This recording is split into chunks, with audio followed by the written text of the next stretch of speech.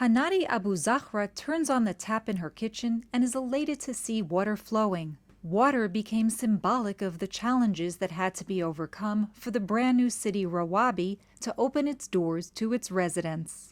It's going to be a clean city. You can just imagine how it's like we see it in the movies, a big city for the kids to play around safely and with the clean buildings.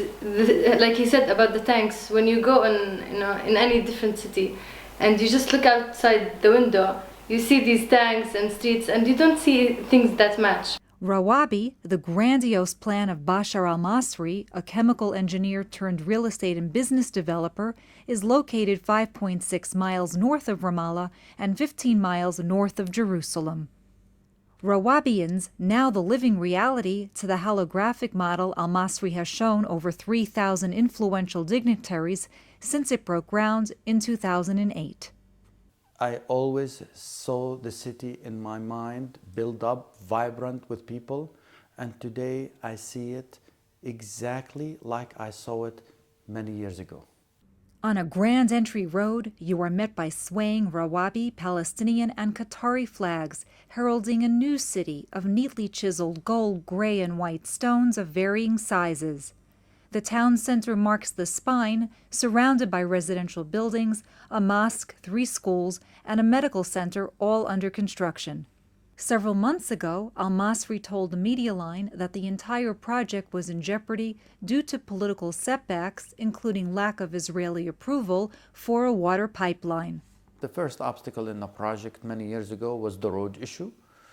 After we put that behind us, over the last couple of years, it was the water issue. And the water issue delayed us crucial year and a half, very crucial, because we were ready to deliver the apartments. We have spent all we could spend on the apartments, and all of a sudden, we have no water.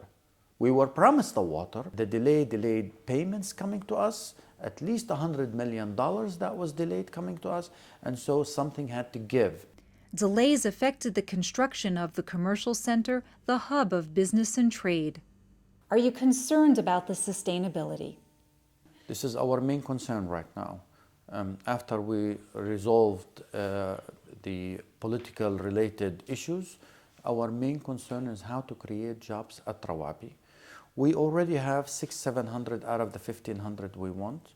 And so by April, May of next year, when we launch the commercial center, we will have those jobs. Now the trick from now till then is to try to reach the 1,500 target. The 1,500 target is the comfortable target for us to kickstart the commercial center.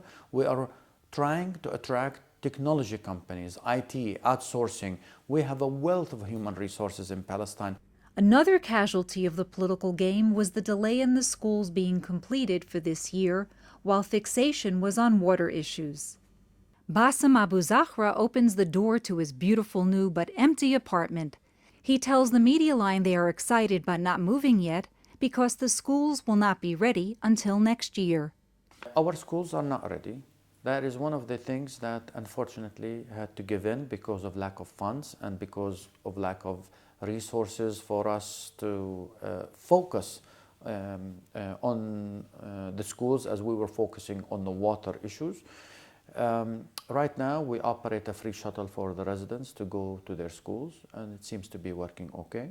The euphoria of the project also calmed down.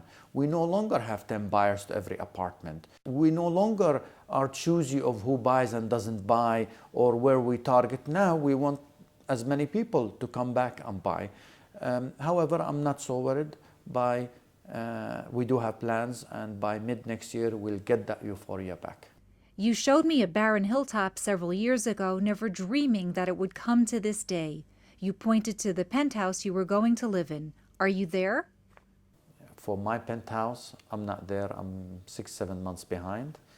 But for the project as a whole, I am there. The project is on track.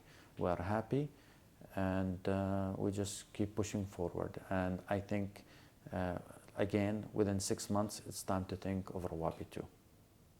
The project's cost topped $1.2 billion, a considerable increase above the original projected $875 million. Making Rawabi a reality has been as bumpy as the hills after which it is named.